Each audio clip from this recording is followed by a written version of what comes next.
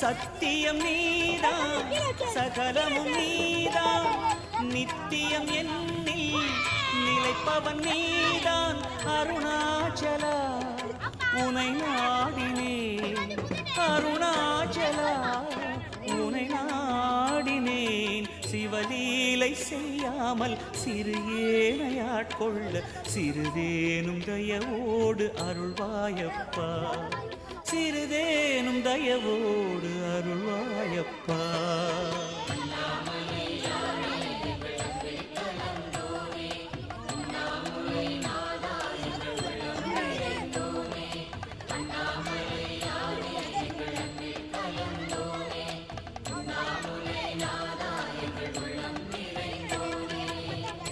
சிவமயமாக தெரிகிறதே சிந்தையில் சிவயோகம் வருகிறது.